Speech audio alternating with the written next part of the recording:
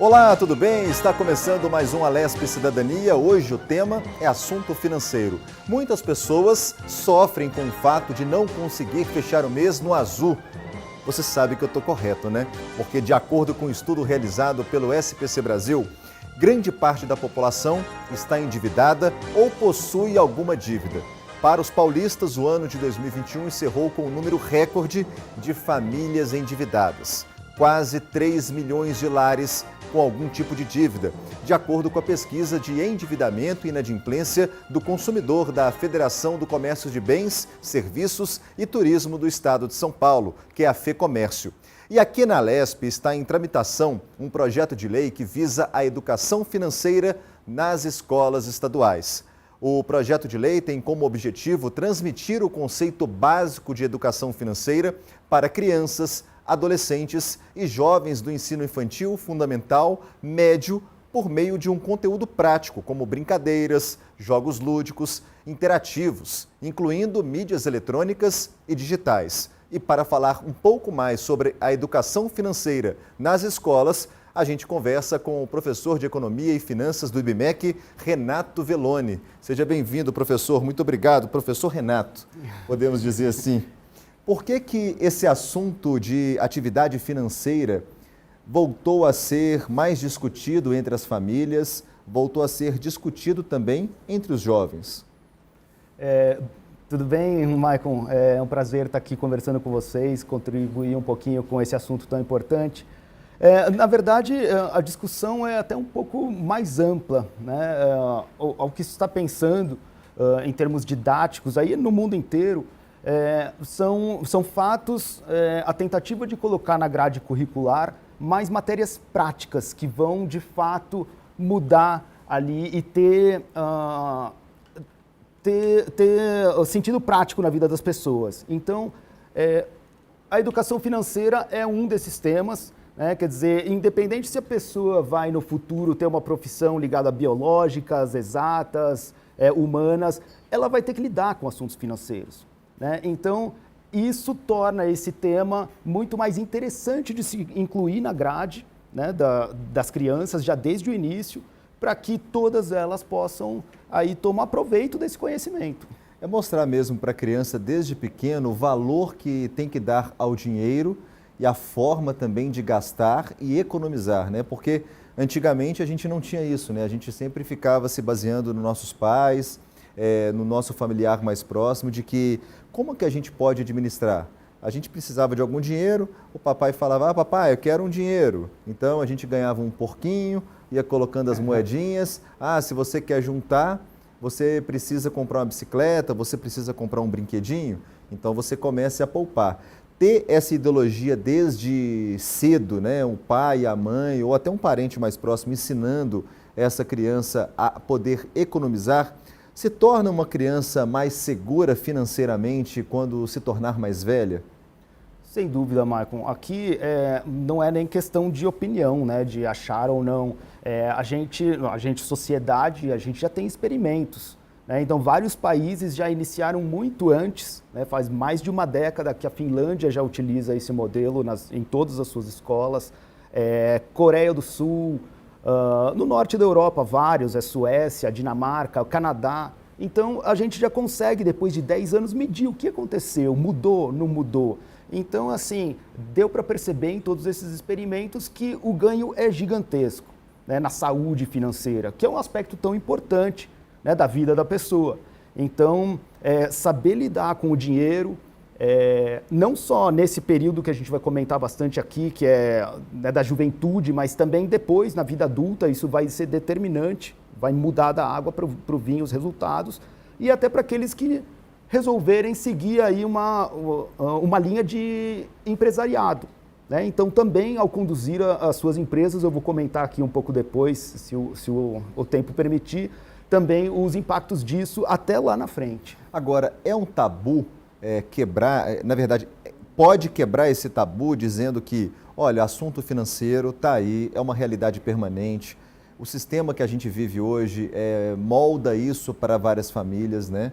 Sim. As pesquisas mostram isso, né? Que a cada dia que passa, o brasileiro se torna mais endividado por questões econômicas, por questões que envolvem também toda a área de trabalho. É preciso mudar essa cadeia? É preciso mudar o conceito da família brasileira hoje, não só aqui do estado de São Paulo, mas de uma forma geral, dizendo é preciso ter uma educação financeira para filhos, netos, para que a gente possa ter um social melhor, para que a gente possa ter uma pessoa mais culturalmente voltada para essa área financeira, dizendo, olha, eu sei poupar, eu sei o meu limite, eu não posso fazer uma extravagância acima do permitido para não onerar o meu orçamento. A pessoa tem que trabalhar com a realidade dela? Olha, em todos os países em que isso foi implantado, né, são os experimentos que a gente tem, não houve uma grande dificuldade, tá, de aceitação por parte dos alunos e nem das famílias. Ao contrário, isso foi comemorado.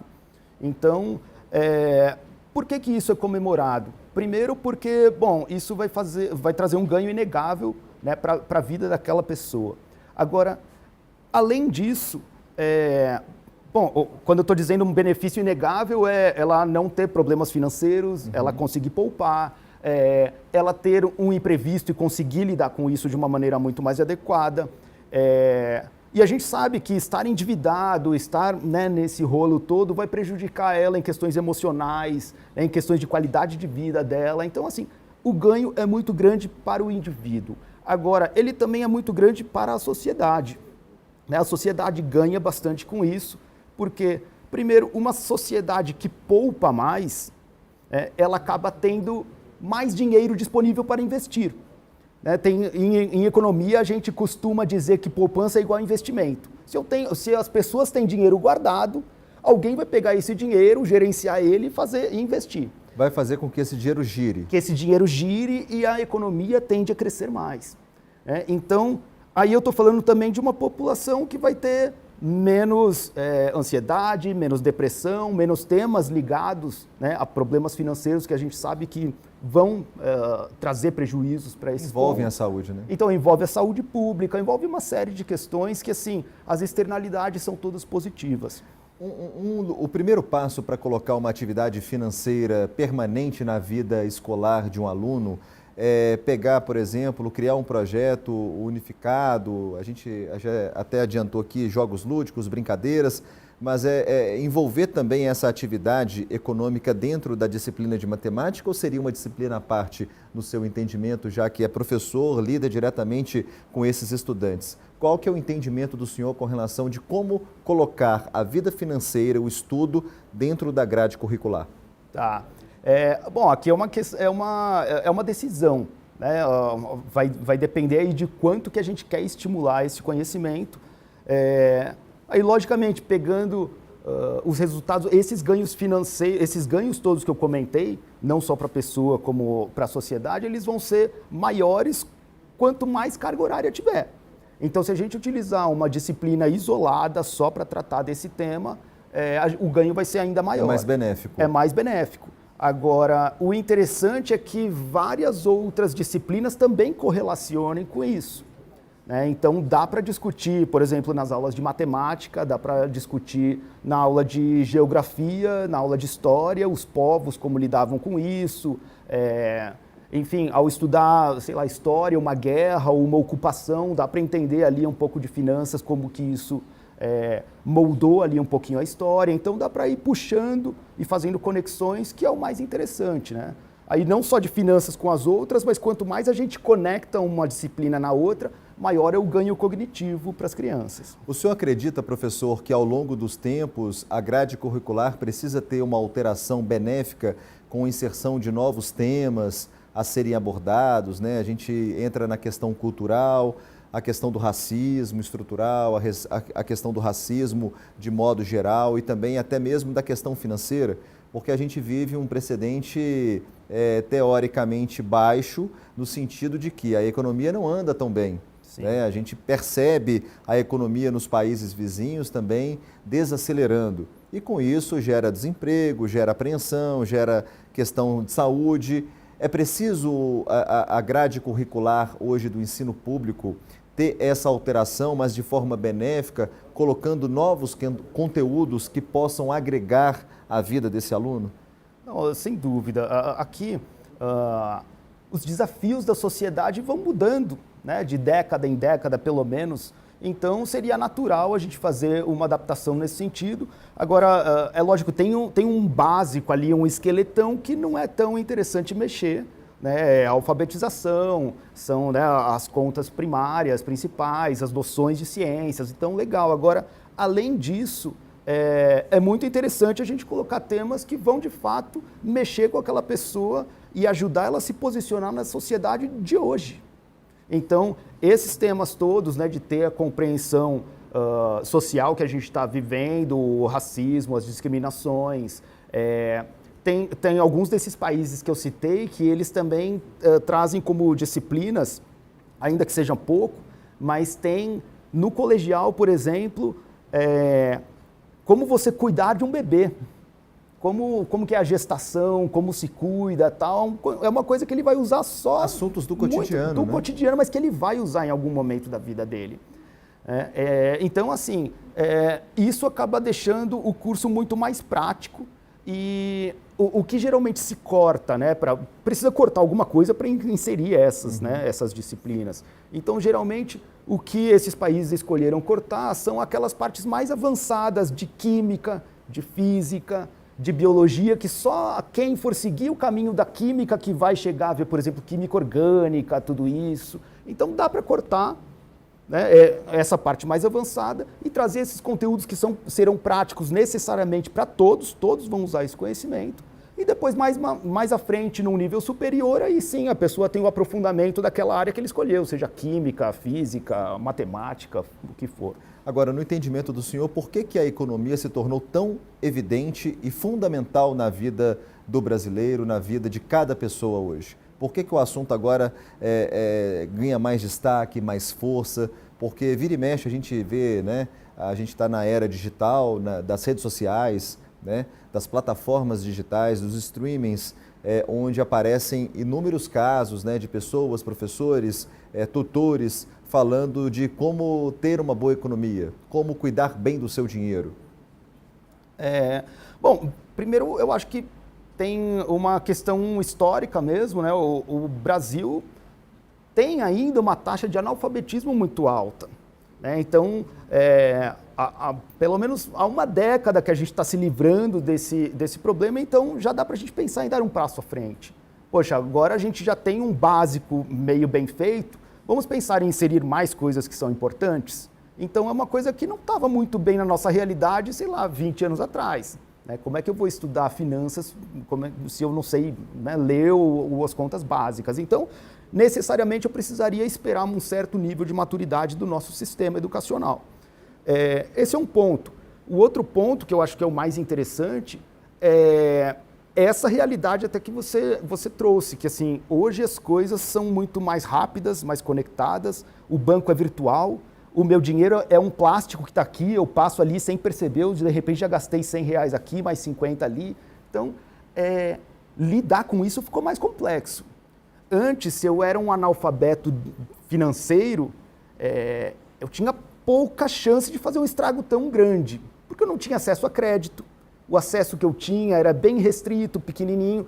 Agora não. Agora, se eu faço um cadastro em uma corretora na Bolsa de Valores, eu saio lá comprando e vendendo, fazendo um monte de bobagem, posso terminar o dia com negativo em muito dinheiro. Isso é simples e qualquer jovem vai ter essa curiosidade. Poxa, por que eu não posso ir ali e ver? Né? Pô, eu já fiquei sabendo de uma história aí de um youtuber, um streamer, o meu amigo já fez, eu vou lá. Então, pera, não é assim. Então, hoje, a chance, né, de uma pessoa pouco instruída em finanças fazer uma bobagem bem grande, assim, é muito maior. O senhor tocou num ponto muito importante de que, há pouco tempo atrás, né, não um passado tão distante, nós, brasileiros, tínhamos o dinheiro na mão. Né? Nós não tínhamos toda essa tecnologia nas mãos. E, realmente, a gente gastava o que tinha. Né? Se a gente tinha X dinheiro na mão, então a gente fazia a conta em cima daquilo que a gente recebia. E realmente o tempo foi passando, a tecnologia foi chegando e hoje realmente o nosso dinheiro é ilusório. É apenas números digitais que ficam no banco. É difícil hoje alguém andar com dinheiro na carteira, né? Nosso dinheiro é um plástico. acoplado com um chip e realmente pode fazer esse estrago. A educação financeira vem para mostrar que a pessoa hoje tem muito mais fácil acesso às linhas de crédito, a um dinheiro teoricamente fácil, tem que ter aquela aprovação, mas quando ela consegue também, ou ela consegue muito dinheiro ou ela também perde muito dinheiro. É bom deixar isso muito claro para uma criança que ainda sabe que vai receber um dinheiro para comprar uma bala ou um pirulito, ou vai comprar um pãozinho de sal, ou fazer um lanche. É preciso colocar na cabeça dessa criança desde cedo que o estrago, igual o senhor mesmo disse, pode ser ainda maior quando a gente tomar uma maturidade ou essa criança tome uma maturidade melhor? Com certeza. Aqui, assim, a analogia que eu costumo trazer é mais ou menos assim.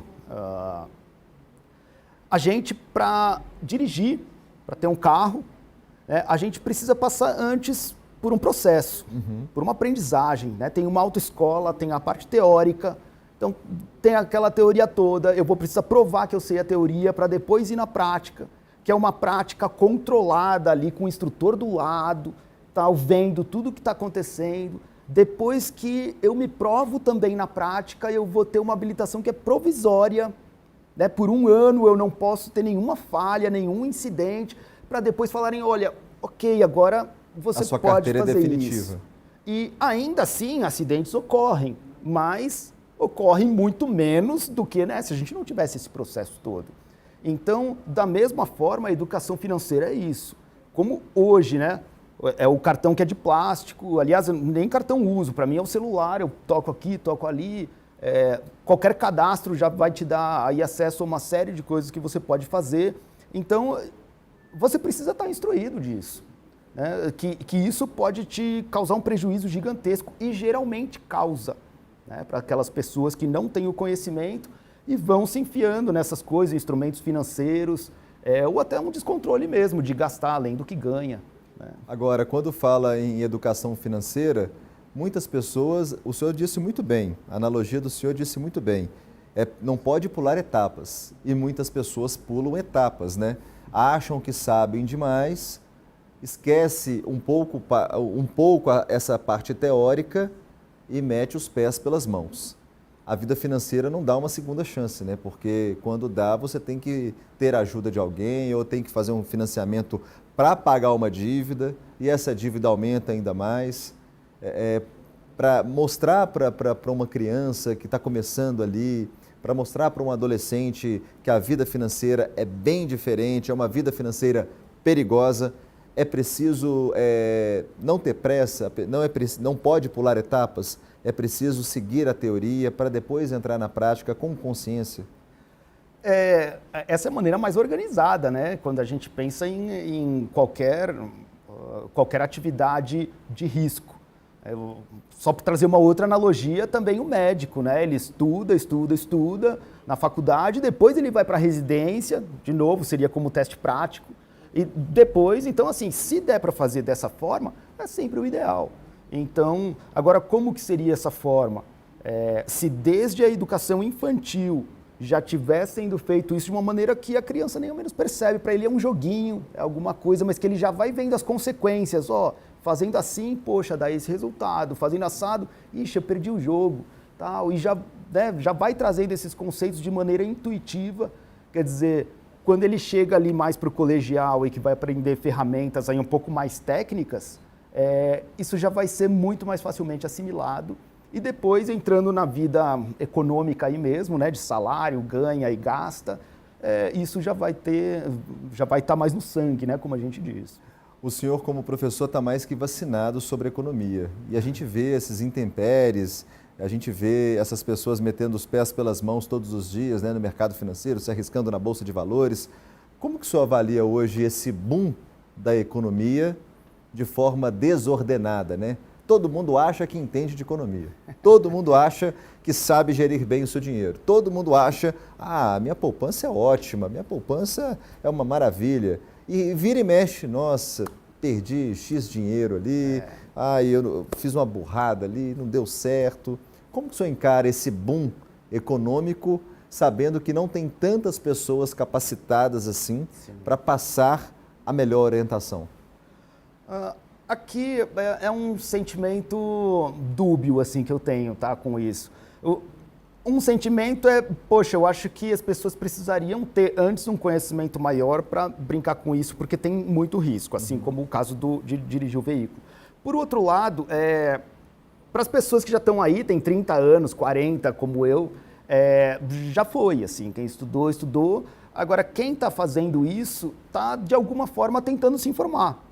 E está errando, está acertando, mas também tendo seus aprendizados. Então, assim, da parte didática é legal porque as pessoas estão se inteirando mais. Agora, elas estão pagando um preço muito alto para ter esse conhecimento, né? Quer dizer, que é errando, se endividando muito. Eu tive 2 semanas atrás um exemplo interessante que a minha esposa contou, né? A gente trabalha de home office a maior parte do tempo. Então, em casa, os dois, e aí ela contou na hora do almoço, poxa, me ligou um amigo, trabalhou comigo tal, ele tinha saído no plano de demissão voluntária e, pô, saiu muito bem, saiu legal, beleza. Aí passou um ano, agora ele me ligou, falou, pô, tem emprego aí, tal, você consegue uma vaga? Poxa, mas o que aconteceu? Né? Em tese você tinha se aposentado com a bolada. Não, então, comecei a investir na bolsa e eu perdi tudo, até o último centavo. Eu tenho uma situação, uma idade, eu tenho família, não tenho mais um emprego. Quer dizer, olha só, assim, não podia custar tão caro assim, né, ter esse conhecimento. Então agora ele já viu que não é uma coisa para ele, que precisa conhecer muito bem para trabalhar com isso, mas, enfim, é uma família inteira que ficou prejudicada, né? Eu ia entrar num assunto que é até muito polêmico, porque a gente vê que hoje no mundo digital nós temos pessoas influencers, né? Que não são capacitadas, não são formadas na área financeira, não têm esse know-how, ou às vezes nem têm curso superior. E pregam na internet, né? Você vai ganhar dinheiro fácil, você vai virar um personal trader da Bolsa de Valores, podemos dizer assim, personal trader, né? Que é aquela pessoa que vende, compra ação Sim. o tempo todo e vai ganhar, o day trader. O day trader, mas agora estão usando um termo, é o personal trader. Então é aquele personal que vai te dar todas as orientações para você entrar ali e comprar ação, ganhar dinheiro. No final do dia, você pode faturar 300, 400 reais. É aí que mora o perigo, né, professor? Porque a gente tem o boom da internet que veio para agregar tecnologia, mas ao mesmo tempo temos pessoas que não têm tanta capacidade técnica assim, não tem um estudo, não estudou, não sabe, não domina e prega na internet que domina e muitas pessoas caem nesse tipo de golpe, né? Muitas pessoas.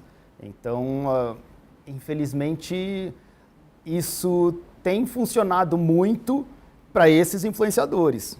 Porque muita gente entra lá, clica, ele ganha um anúncio, ele às vezes vende cursos e tudo mais e de fato fica muito bem. Agora, quem está seguindo o que ele falou, infelizmente, são exemplos desse amigo aí da minha esposa. Você entra, faz um monte de bobagem, porque assim, day trade não tem como dar certo.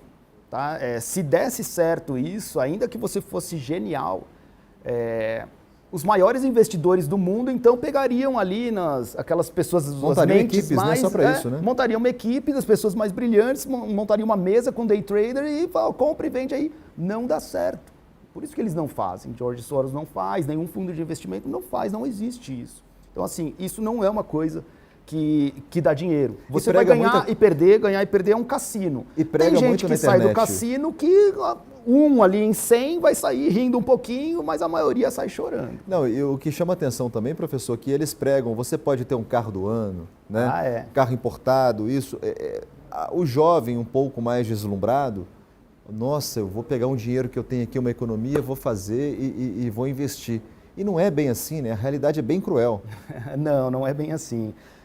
Bom, para falar em bolsa, né? Bolsa é um investimento a médio e longo prazo. Como investimento é isso. Né? Bolsa no curto prazo não é investimento, é loteria.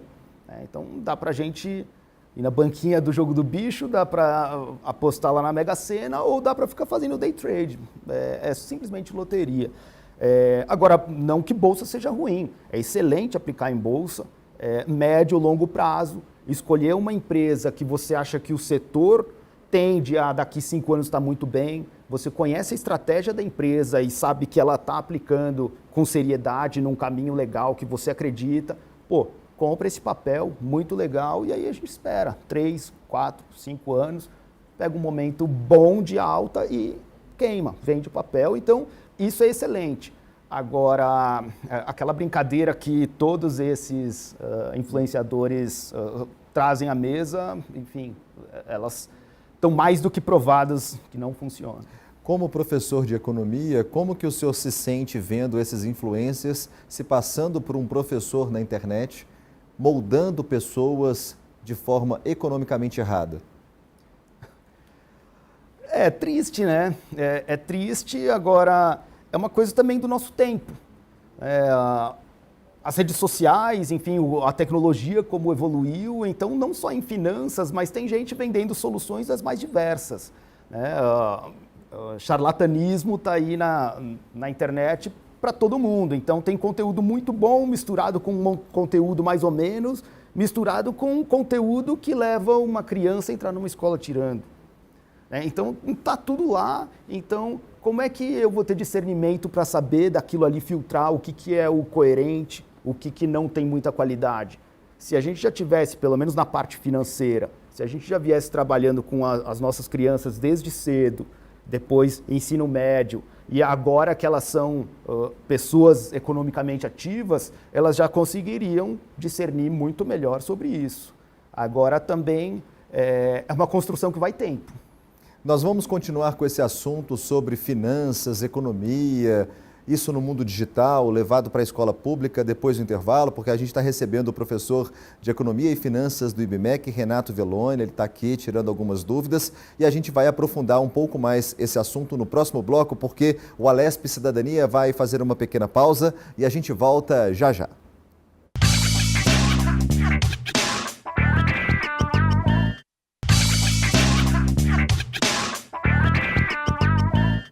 O Alesp Cidadania está de volta, o assunto hoje é finanças. Será que a finança é importante mesmo para a vida de alunos das escolas públicas do estado de São Paulo? Para alunos das escolas privadas, para aquele jovem que está começando a pegar a pequena economia que o pai e a mãe dá ali todo dia ou todo mês, juntando em moeda, você sabe que dá para encher um pouquinho. Como investir esse dinheiro? A gente está recebendo aqui o professor de Economia e Finanças do IBMEC, Renato Velloni, que está tirando todas as dúvidas. A gente vai aprofundar um pouco mais agora, professor, com relação às finanças de um modo geral. A gente tem que lidar também com os imprevistos financeiros. O imprevisto é que deixa a família completamente desnorteada, desestruturada muitas vezes. E não é só a pessoa comum que passa por isso. Empresários, grandes empresários, também passam por isso. Mas tem técnica, primeiro, para tentar reverter esse quadro negativo, né? Sim. Esse é um ponto principal, porque assim, quando a gente vai fazer gestão ali do nosso orçamento, né, para falar de uma pessoa física, do salário, né? Então eu tenho ali que encaixar todas as minhas despesas dentro daquilo que eu ganho, já é difícil. Para mim é difícil, para você deve ser também, acho que para todo mundo é difícil. Agora imagina, vem um imprevisto. Pô, estourou um cano lá em casa, sei lá, algum caso de saúde. Eu tive 2 meses atrás um sinistro com o carro, tive que pagar a franquia. Enfim, imprevistos, né? O ponto que eu gostaria de trazer aqui é que, assim, a gente precisa necessariamente estar preparado para imprevistos. Porque imprevistos, na visão de um economista, ele não é imprevisto. Ele é previsto. Vai ter um imprevisto. Vocês conhecem aqui alguma pessoa que nunca teve um imprevisto? A cada 6 meses, 1 ano, 2 anos, vai ter um imprevisto com a gente. Então, assim, isso é fato, vai ter. Eu só não sei se vai ser hoje, talvez seja mês que vem, talvez seja no ano que vem, mas algum imprevisto relevante financeiramente vai ter. Então, quer dizer, é uma necessidade a gente estar preparado para isso. Eu costumo, né, para os meus alunos, citar uma simulação rapidinha que eu faço, geralmente quando eu tenho o Excel para mostrar assim na tela fica até mais lúdico, mas eu pego assim uma pessoa que ganha R$2.000 por mês, tá? R$2.000 por mês, e ela vai ganhar isso por 10 anos, e a gente simula ele ganhando isso por 10 anos, e a gente tira R$300 todo mês para ele aplicar. Para ele aplicar seria para um fundo para imprevistos ou para qualquer coisa assim. Aí a gente também simula que todo ano ele tem um imprevisto de R$3.000. A geladeira quebrou ou qualquer coisa assim, beleza, todo ano. É um cara um tanto azarado, né? Todo ano tem um imprevisto relevante, alto para o padrão dele, né? Mas beleza, ainda assim, ele aplicando a juros assim bem tranquilos, ele vai terminar esse fluxo com R$30.000, tá? Depois de 10 anos. Agora, a gente faz um outro modelo, uma pessoa que não está preparada para imprevistos. Então, ela ganha R$2.000 e ela não salva 300. Ela gasta os R$2.000. Aí ela gasta os R$2.000 todo mês, mais legal gastar 2.000 do que 1.700. Eu prefiro gastar 2.000, né? Então, as pessoas fazem isso. Acontece que aí chega o primeiro imprevisto lá em dezembro. O que acontece? Imprevisto, ele não tem dinheiro, ele vai ter que se financiar. Se financia com o quê? Cheque especial, rotativo do cartão de crédito. São dívidas ultra caras de se manter. O que acontece é que ele financiando isso por 12 meses, a prestação vai dar R$300. Ou seja, a partir dali, essas duas pessoas só estão com dinheiro disponível 1.700, os dois igualzinho. Só que de um lado, um está tendo seu patrimônio cada vez maior e cada vez maior. Vêm os outros imprevistos e ele absorve com total tranquilidade e só vê o patrimônio dele crescendo.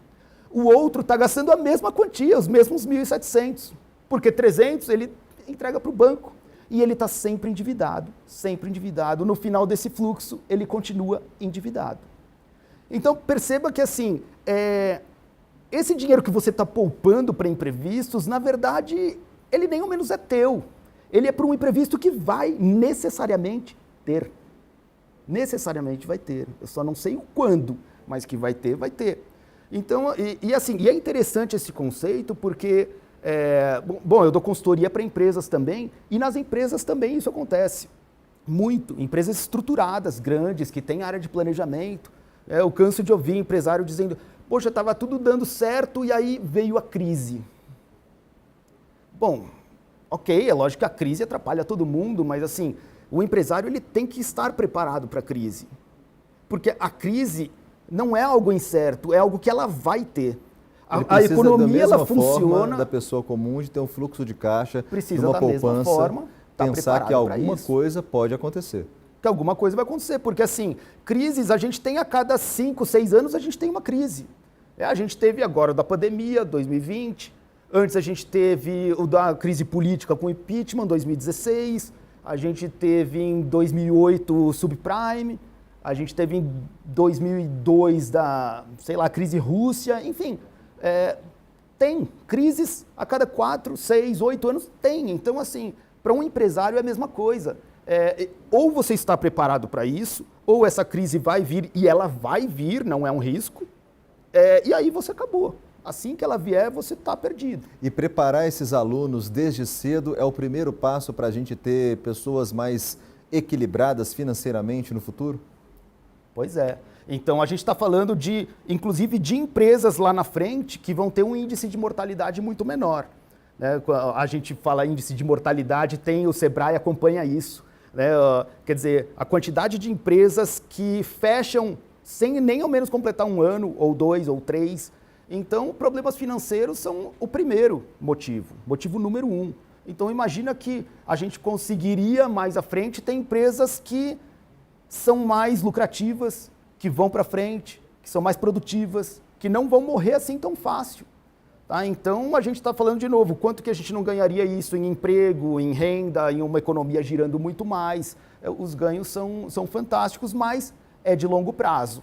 Agora, colocar isso na vida, nas escolas públicas, dentro da grade curricular, é salutar. Agora, o adolescente que às vezes não vai seguir uma carreira de administração ou vai seguir outra carreira, ele necessariamente precisa se adaptar também a uma nova realidade? Ou hoje ele não vai ser empresário, mas no futuro ele pode mudar de ramo? A gente sabe que os trabalhos estão bem alternativos, né? Estão rotativos, alguns vão morrer, inclusive até essa semana saiu as profissões que vão acabar ao longo dos anos e outras que vão ter um ganho, um salto gigantesco, tem a área científica, a área econômica também. É preciso também moldar essa pessoa, esse adolescente, esse estudante, dizendo, procure um curso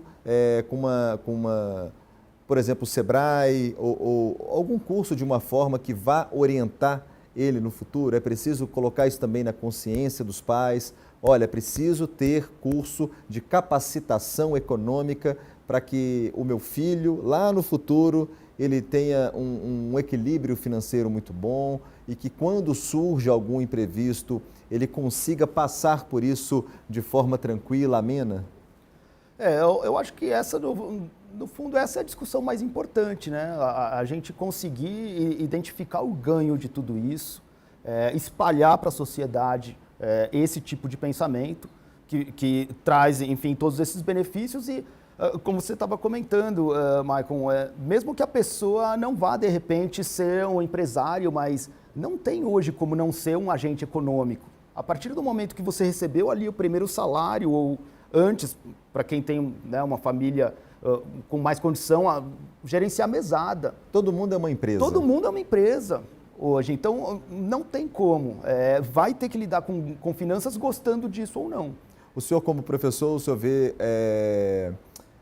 como posso dizer, uma parceria público-privada, criando políticas públicas, projetos de leis mais eficazes, onde tenham fiscalização, onde possa agregar para esse estudante. Esse é o primeiro passo para começar a discutir uma saúde financeira dentro das escolas. Isso que agrega também aos professores, ao corpo docente, que leve isso para o aluno e que o aluno também possa até levar isso para os pais, ou que a escola também possa atrair os pais para dentro da escola para mostrar, olha pai, aqui a gente tem um curso, a gente vai oferecer esse curso de capacitação para moldar pelo menos o pouco que o senhor ganha, para que você possa ter uma vida financeira um pouco mais equilibrada. Esse seria o caminho ideal hoje dentro da escola pública, claro, trazendo o governo para dialogar, trazendo os representantes da sociedade?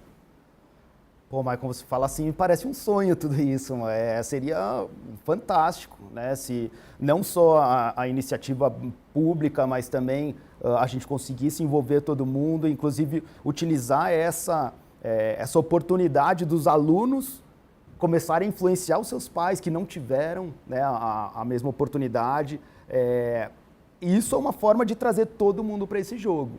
Então, quanto mais a gente conseguir fazer isso, se a iniciativa privada também estiver disposta a entrar, e eu não tenho dúvida de que várias associações teriam grande interesse, né, de participar disso, visto todos esses ganhos, dá para potencializar em muito isso. É um investimento, a gente sabe que para o governo destinar algum tipo de capacitação, de infraestrutura, é preciso também entrar no orçamento. Será que cabe no orçamento da educação estadual hoje dedicar parte desse tempo e também desse dinheiro para pelo menos ter um primeiro pontapé?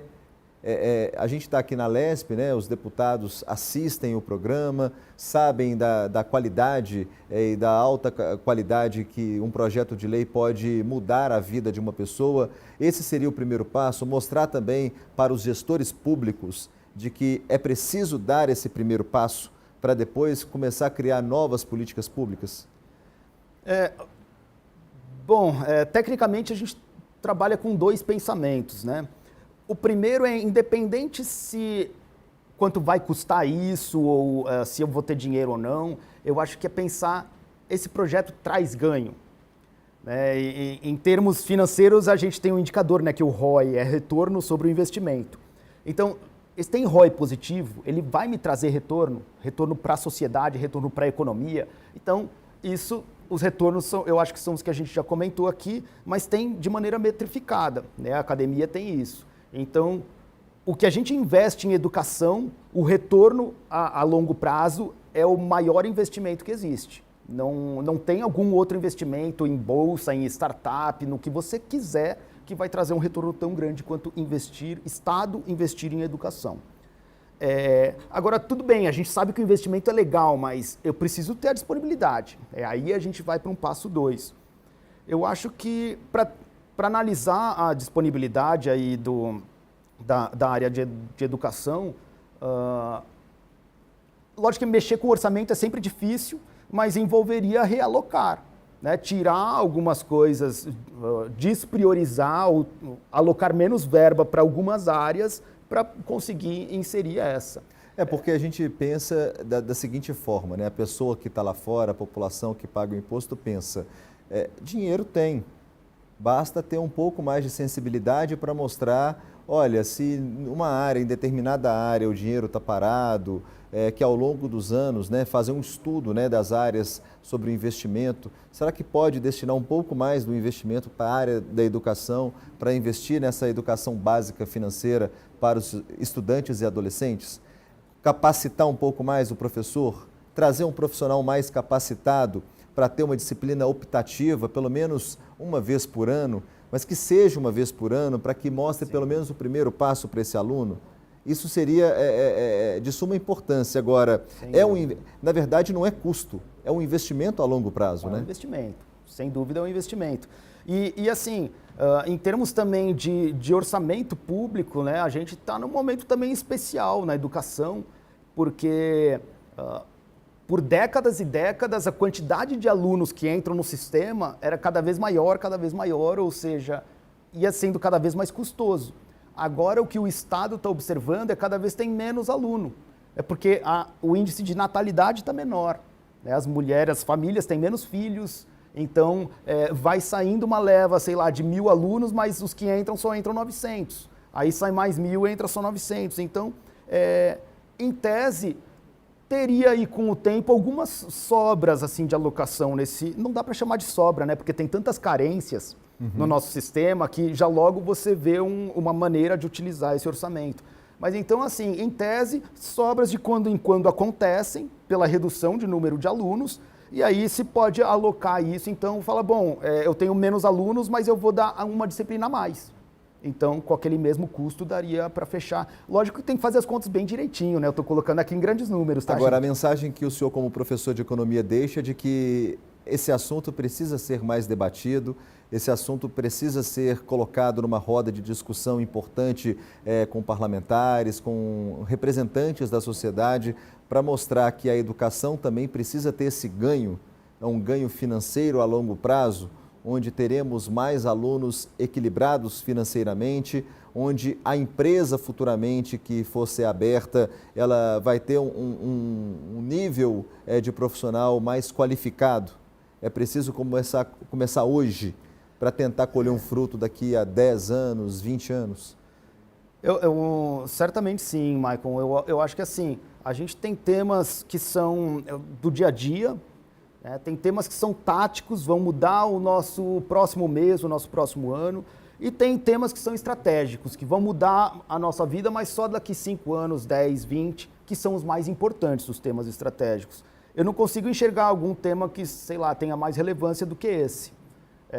De fato, lógico, precisaria ter passado o passo 1, né, de ter o conhecimento básico, é saber ler, é saber as contas básicas, tudo mais. Agora, passado esse básico, incluir esse pacote de educação financeira, o ganho assim, estratégico para onde a gente quer estar daqui 10 anos, daqui 20 anos, é o que a gente chama de game changing, né? Muda o cenário, muda o jogo, a forma de como ele se apresenta. Tá certo, conversamos com o professor de Economia e Finanças do IBMEC, Renato Velloni. Ele trouxe um panorama, né, do mercado financeiro na vida pública, na vida de cada pessoa e, claro, na vida dos estudantes.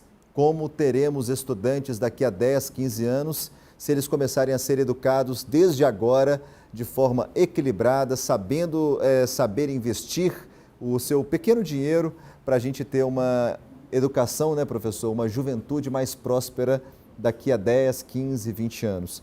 Esse é o ponto de partida. Eu quero agradecer demais a participação do senhor aqui no Alesp Cidadania. Foi de muita valia, foi de muito ganho para nós culturalmente informar, levar esse conhecimento à família e, claro, aos parlamentares também, de que novos projetos e políticas públicas possam ser implementadas aqui na Alesp. Obrigado pela participação. Que legal, Maicon. Eu que agradeço poder contribuir um pouquinho com esse debate tão importante. Então, para mim é uma honra. Pode contar comigo sempre que precisar.